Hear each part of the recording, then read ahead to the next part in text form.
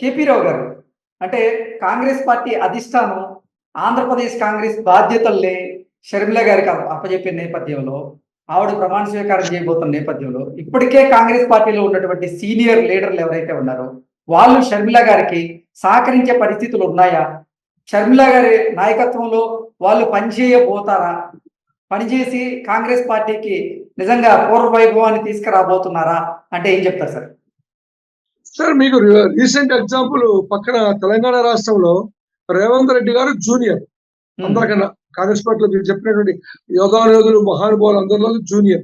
హ్మ్. కానీ తప్పని పరిస్థితిలో తప్పని పరిస్థితి అంటారా, లేదా వాళ్ళకి వచ్చిన దిక్కుమాలిన పరిస్థితి అంటారా, లేకపోతే ఆ మనుగడ కోసం, రాజకీయ మనుగడ కోసం, గెలుపు కోసం సర్దుకు పోతారా అనేది తెలంగాణలో చూపించారు, హ్మ్. కర్ణాటకలో చూపించారు. అలా సర్దుకున్న వాళ్ళు ఇక్కడ కూడా సర్దుకుంటే కనీసం వాళ్ళకి విలువ దక్కుద్ది. అన్ని గెలవకపోయినా గెలిచిన చోటైనా, లేకపోతే ఓటింగ్ ప్యాటర్న్ లో 1% 2% ఉన్న వాళ్ళు 10% కైనా 5% కైనా రావటానికి అవకాశం ఉంటుంది. 2029లో వాళ్ళకి ఒక ప్లాట్ఫారం ఏర్పడుతుంది. వాళ్ళు they can dictate and they can demand the terms and conditions at the time of aliens or anything. 2029లో ఈ 2029 లోపల ఈ రెండు రాజకీయ రీజనల్ పార్టీస్ లో ఎవరుంటారు, ఎవరు దెబ్బతింటారు, ఆ దెబ్బతిన్న పరిస్థితులు ఎవరు ఎటు పక్కన జాయిన్ అవుతారు, ఒకవేళ సెంట్రల్ లో బీజేపీ వచ్చింది అనుకోండి బీజేపీకి వెళ్తారా, లేదు సెంట్రల్ లో కాంగ్రెస్ పార్టీ వచ్చింది అనుకోండి, ఇక్కడ ఎలాగో సెంట్రల్ లో కాంగ్రెస్ పార్టీ వచ్చింది కాబట్టి ఇక్కడ కాంగ్రెస్ పార్టీలో చేరదాము అని ఒక అండా దండ ఉండటానికి రాజకీయంగా అంగు ఆర్భటం కోసం సూచ్ చేసుకునే ఉంటుంది. అప్పుడు రీజనల్ పార్టీస్ కొంత మనుగడ దెబ్బతినే పరిస్థితి ఉంటుంది. ఇప్పటికిప్పుడు షర్మిల గారు రాకపోతే క్రౌడ్ పులర్ కావాలి కాంగ్రెస్ పార్టీకి. ఇవాళ షర్మిల గారు వైఎస్ రాజశేఖర రెడ్డి గారు అమ్మాయిగా క్లెయిమ్ చేసుకుంటూ నేనే వారసురాలని క్లెయిమ్ చేసుకునే సందర్భంలో ఎంతో కొంత ఇప్పుడున్న నాయకుల కన్నా కూడా ఆ అమ్మాయికి ఎక్కువ గ్లామర్ ఉంది, ఎక్కువ క్రౌడ్ పుల్లింగ్ చేయగలదు, అట్రాక్ట్ అవుతారనేటువంటి కాంగ్రెస్ పార్టీ అధిష్టానం ఆలోచించబట్టే ఆవిడ్ని తెలంగాణలో వాడుకోకుండా అక్కడ డ్రాప్ చేయించి ఇండైరెక్ట్ గా వాడుకుని ఇక్కడ డైరెక్ట్ గా ఆవిడకి పెత్తనం ఇచ్చి ఆ బాణాన్ని ఆంధ్రప్రదేశ్ ప్రజల మీద కాంగ్రెస్ పార్టీ పరంగా వాడారని నేను అనుకోవాల్సి వస్తుంది. ఓకే. అది ఓకే సార్. అంటే ఇప్పుడు ఉన్నటువంటి కాంగ్రెస్ సీనియర్ లీడర్లు ఎవరైతే ఉన్నారో, వాళ్ళు వైఎస్ షర్మిల గారికి సహకరించే పరిస్థితి కనపడుతోందా? ఆ పరిస్థితి సార్ ఉంటదంటారా? సహకరిస్తే సార్ ఏ రాజకీయ నాయకుడైనా ఇప్పుడు చంద్రబాబు నాయుడు గారు ఉన్నారు. చంద్రబాబు నాయుడు గారు సీనియర్స్ తెలుగుదేశం పార్టీలో ఉన్నారు. ఆయన అధ్యక్ష స్థానం అనేది చైర్ రెస్పెక్ట్. లేకపోతే నేను కూర్చున్నా రెస్పెక్ట్ ఇవ్వాల్సిందే. ఇప్పుడు నిన్న మొన్న గిడుగు రుద్రరాజు గారు ఉన్నారు. ఆయన కన్నా సీనియర్ చాలా మంది ఉన్నారు. అయినా అధ్యక్ష స్థానంలో కూర్చున్నాక ఆవిడ షర్మిల గారా, కేపీ రావు గారా, రుద్రరాజు గారా అనేది అనవసరం, అప్రస్తుతం. చైర్ రెస్పెక్ట్ ప్రకారం అధ్యక్షుడికి సహకరించాలి. సహకరించకపోతే ఉన్నది ఉంచుకుని పోద్ది. ఇప్పుడున్న మనుగడ కూడా పోద్ది, ఆ నాయకుడికి పెద్దరికం కూడా పోద్ది. వాళ్ళ పెద్దరికం కాపాడుకుని ఆవిడని అడ్డం పెట్టుకుని ఆవిడ ద్వారా కాంగ్రెస్ పార్టీని పెంచుకుంటే వీళ్ళకి గౌరవం, ఆవిడకి గౌరవం, అధికార కాంగ్రెస్ పార్టీకి గౌరవం. అలా కాకుండా కుక్కలు చెప్పిస్తలాగా మళ్ళీ కాంగ్రెస్ పార్టీ గతంలో జరిగినట్టు యథారాజా తథా ప్రజగా పోట్లాడుకుని ఆ అసమ్మత వర్గాలుగా పెట్టుకుని అలాగే ముందుకెళ్ళారనుకోండి, గతంలో వచ్చిన ఓట్లు కూడా రావు. ఈసారి ప్రజలకి ఆ నమ్మకం కలిగించాలి. లేకపోతే సీనియర్ జూనియర్స్ అనేది ఉండదండి. ప్రతిభ, ప్రజల్ని నమ్మించగల శక్తి, యుక్తి ఉన్నవాడే కావాలి. అది రేవంత్ రెడ్డి గారు చూపించుకున్నాడు, నమ్మించుకోగలిగాడు, ఓట్లు వచ్చినాయి. అందుకు సీనియర్స్ అందరూ కూడా సహకరించారు.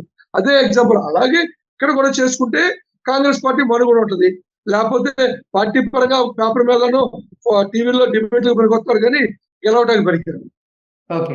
కేపీ రావు గారు, అసలు కాంగ్రెస్ పార్టీకి ఓట్ బ్యాంక్ గా చెప్పుకునేటువంటి దళితులు గాని, మైనారిటీలు గాని 2019లో వైఎస్ఆర్‌సీపీ వెంట నడిచారు.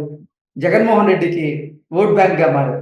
ఈ నేపథ్యంలో ఇప్పుడు షర్మిల గారు మళ్ళీ ఆంధ్రప్రదేశ్ కాంగ్రెస్ బాధ్యతలు చేపడుతున్న తరుణంలో వాళ్ళందరూ మళ్ళీ తిరిగి కాంగ్రెస్ గూటికి వచ్చే అవకాశం ఉందా? షర్మిల గారికి సపోర్ట్ చేస్తారా?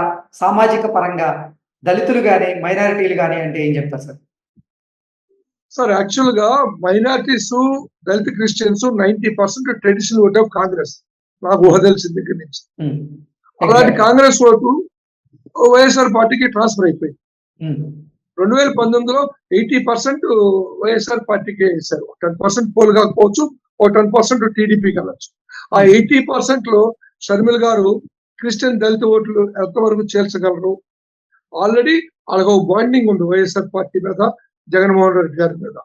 ఇప్పుడు ఆ బాండింగ్ ఉన్నటువంటి ఆ పార్టీ మీద నుంచి ఎంతవరకు చేర్చగలరు అనేది బ్రదర్ అనిల్ కుమార్ ఏ రకమైన స్ట్రాటజీ వాడతారు, గతంలో జగన్మోహన్ రెడ్డి గారి కోసం ఏ రకంగా ఇండైరెక్ట్ గా చొచ్చుకుపోయారు వేరే రూట్స్ లో, ఇప్పుడు ఎంతవరకు చొచ్చుకుపోతారు, దాన్ని వైఎస్ఆర్ పార్టీ వాళ్ళు ఎంతవరకు అడ్డుకట్ట వేయగలరు. మరి మైనార్టీస్ కి వైఎస్ఆర్ గారు రిజర్వేషన్ ఇచ్చారు, ఆ రిజర్వేషన్ ని మరి వైఎస్ఆర్ వారసురాలుగా షర్మిల గారు క్లెయిమ్ చేసుకుంటారా, లేదా జగన్మోహన్ రెడ్డి గారి మీదే నమ్మకంతోనే అలాగే ప్రయాణం చేస్తారా? ఇది ఆయా మైనార్టీ దళిత క్రిస్టియన్స్ మీద డిపెండ్ అయి ఉంటుంది. వాళ్ళు డిసైడ్ చేసుకుని వాళ్ళు జగన్ గారు ఏమిటి వెళ్ళాలా, షర్మిల గారు ఏమిటి వెళ్ళాలా, లేదనుకుంటే ఆల్టర్నేటివ్ చూసుకుంటారా అనేది ఉంటది. నేను అనుకుంటా కేపీ రావు గారు, అంటే మీరు సీనియర్ రాజకీయ విశ్లేషకులు కాబట్టి అసలు పరిస్థితులు మీకెలా అనిపిస్తున్నాయి? అంటే ఇప్పుడు మైనార్టీలు కానీ దళితులు కానీ జగన్మోహన్ రెడ్డి వైపు నడిచే అవకాశం ఉందా, లేదు అంటే వైఎస్ఆర్ వారసురాలుగా భావించి షర్మిల గారి వైపు నడిచే అవకాశం ఉందా అంటే ఏం చెప్తారు సార్? ఇవాళకి కూడా ఎక్కువ పర్సంటేజ్ వైఎస్ఆర్ పార్టీ ఎంటే వెళ్తానండి. ఉన్న పరిస్థితులు వాతావరణం చూస్తున్నప్పుడు ఒక 10% టీడీపీ కూడా డైవర్ట్ అయ్యే ఛాన్స్ ఉంది గతంలో కన్నా ఎక్కువ జరుగుతుంది. మీద ఒక 20% టీడీపీకి వెళ్ళే ఛాన్స్ ఉంది. ఒక 80% 10% టీడీపీకి వెళ్తే ఉన్న 70% లో ఈవిడ 10% చేర్చగలరా, 20% చేర్చగలరా అనేది ఎక్స్పెక్ట్ చేస్తా, కానీ not more than that.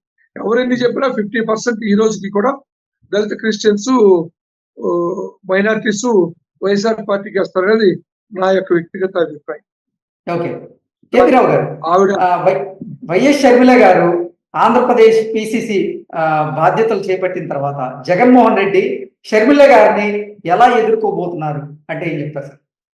Sir, Jaganmohan Reddy గారి దృక్పథం తెలిసినాక ఆయనకి ఎవరైనా ఒకటి, తనకు ఎదురుగా నుంచున్నప్పుడు తల్లి అయినా, చెల్లి అయినా, అక్కైనా, బావైనా, అల్లుడైనా, బామ్మర్దైనా, ఫ్రెండ్ అయినా, ఎవరైనా, ఇప్పుడు మేము ఒక మ్యాచ్ కబడ్డీ మ్యాచ్ ఆడతాది తినాక మా ఎదురు టీములు ఎవరు నుంచున్నా మేము గెలవటానికి ఆడతాం. అలాగే ఒకసారి ఎలక్షన్స్ లో జగన్మోహన్ రెడ్డి గారు నుంచున్నాక ఆయన వ్యతిరేకంగా షర్మిల గారు పోటీ చేసి ఆయన ఓటు చీలుస్తున్నప్పుడు ఆ సోదరభావం ఉంటే ఇంట్లో చూపించుకుంటారు, కానీ రాజకీయ రణక్షేత్రంలో చూపించుకోరు. అసలు జగన్మోహన్ రెడ్డి గారి యాటిట్యూడ్ తెలిసిన వాళ్ళు ఎవరు కూడా అసలు ఆలోచన రానివ్వరు. ఆయన యుద్ధానికి సిద్ధమైపోయి ఆయన బంధాలు ఆయన వెళ్ళిపోతున్నాక ఇక్కడ జగన్మోహన్ రెడ్డి గారు షర్మిల గారి గురించి పట్టించుకుని సానుభూతిగా వెళ్తారనేది అపోహ మాత్రమే, అది జరగదు. నిశ్చితార్థానికి వెళ్ళారు జగన్మోహన్ రెడ్డి, కానీ అక్కడ ఫోటో దిగడానికి కూడా విముఖత వ్యక్తం చేసినట్లుగా మనం షర్మిల గారిని, బ్రదర్ అనిల్ కుమార్ గారిని ప్రవర్తన అలా ఉందన్నట్లు కూడా రాజకీయ వర్గాల్లో చర్చ నడుస్తుంది. అది ఒకటి, ఆవిడికి జగన్మోహన్ రెడ్డి గారితో మాట్లాడటానికి ఇష్టం లేదు, ఫోటో దిగటానికి ఇష్టం లేనప్పుడు ఆయన ఇంటికి వెళ్ళి ఎందుకు పిలిచారండి? పిలవమని ఎవరు అడిగారు మిమ్మల్ని? సంస్కారం అనేది మనుషులకి ఎంత శత్రువు వచ్చినా ఇంటికి వచ్చినప్పుడు పలకరిస్తాం, మర్యాద. వాళ్ళందరూ కలుస్తాయి. మనం పిలిస్తే వచ్చేప్పుడు మరీ బాధ్యత, పిలవాలి, పిలిచి వాళ్ళకి పలకరించి గౌరవప్రదంగా సెండ్ ఆఫ్ చెప్పాలి. అది మనం నేర్చుకున్న ట్రెడిషన్. ఆవిడ ఫోటో దిగలేదు, ఆవిడ రాలేదని మీడియాలో వచ్చారు, కానీ నేను కొన్ని సందర్భాల్లో ఎక్కడ గ్రూప్ ఫోటోలు చూసా, విజయమ్మ గారు, భారత గారు, జగన్మోహన్ రెడ్డి గారు, అనిల్ గారు, షర్మిల గారు, ఆ పిల్లలిద్దరు, నూతన వధువులు అందరూ కూడా నుంచున్న ఫోటో కనపడింది. ఇప్పుడు ఒకవేళ ఆవిడ పొలిటికల్ గా ఉపయోగించుకోవడానికి ఆ రకంగా ప్రవర్తిస్తే ఈవిడ బ్రదర్ తో ఫైట్ చేయడానికి సిద్ధంగా ఉంది అని ఒక మెసేజ్ పంపించుకోవడానికి ఆ సందర్భాన్ని వాడుకున్నారేమో, లేకపోతే రాజకీయ నాయకులు అలా క్రియేట్ చేస్తారనే ఉద్దేశంతోనో, లేకపోతే మీడియా దాన్ని అలా ఎక్స్పోజ్ చేస్తుందో మనకు తెలియదు, కానీ నేనైతే ఆ రకంగా ప్రవర్తించలేదు అని అనుకుంటున్నాను. ఒకవేళ ప్రవర్తించుంటే మాత్రం అది షర్మిల గారి బాధ్యత. ఎందుకంటే ఆవిడ బ్రదర్ తో మాట్లాడతానికి ఇష్టం లేనప్పుడు ఇంటికి వెళ్ళి పిలవకూడదు. దీన్ని పిలవని ఎవరు అడిగారు? అది మన కుటుంబాల్లో, మన ట్రెడిషన్స్ లో, మన సంస్కారంలో. ఇప్పుడు నేనేమంటానంటే, ఇప్పుడు నేనే ఉంటాను, మీ ఇంటికి వచ్చి మిమ్మల్ని పిలుస్తా, మా అబ్బాయి పెళ్లికి రమ్మని వస్తారు, వస్తే మిమ్మల్ని దగ్గరికి వస్తే చూడండి, నా దగ్గరికి వస్తుంటే మిమ్మల్ని చూసి చూడండి మొహం తిప్పేసుకుని వెళ్ళిపోతే వాట్ ఈస్ యువర్ ఫీలింగ్స్? చాలా దుర్మార్గం, అది తప్పది, చేయకూడదు అక్కడ. ఆవిడ అలా చేశారని నేను అనుకోను. ఎందుకంటే ఆవిడ అలా చేసే ఉద్దేశం ఉంటే ఇంటికి వెళ్ళి పిలవదు కదా. ఇప్పుడు మైలేజీ కోసం ఇలవలు పొలవలు చేసి మాట్లాడే మీడియా, ఫేవర్ మీడియా, ఎగరెస్ట్ మీడియా, రకరకాలుగా దాన్ని ఎన్కాష్ చేసుకోవడం ప్రయత్నించవచ్చు. కానీ మనం అలాంటివి ఎంకరేజ్ చేయకూడదు. ఇప్పుడు అలా జగన్మోహన్ రెడ్డి గారు చేయరు, షర్మిల గారు చేయరు అనేది నా నమ్మకం. ఎందుకంటే అంత ఉద్దేశం కూడా జగన్మోహన్ రెడ్డి గారు వెళ్ళరు కదా అవును. మేనల్లుని. ఇవాళ ఎంత రాజకీయంగా విమర్శించుకున్నా, తిట్టుకున్నా, కొట్టుకున్నా బ్లడ్ రిలేషన్ అనేది, బాంధవ్యం, బంధుత్వం అనేది పోదు కదా. అవును. రేపొద్దున మంచి జరిగినా చెడు జరిగినా ఆ కుటుంబంలో వాళ్ళే కదా అటెండ్ అవ్వాల్సింది దేనికైనా. మీరు నేను కాదు కదా. అది ఐ కాంట్ ఎక్స్పెక్ట్ అది జరిగిందని నేను అనుకోవట్లేదు. కానీ Okay. గ్రూప్ ఫోటో చూసినప్పుడు అందరూ ఉన్నారు. మరి ఆవిడ ఈయన పలకి పిలిస్తే ఆవిడ రాలేదని కథలు కాకుండా సమాధానం చెప్పలేం కదా.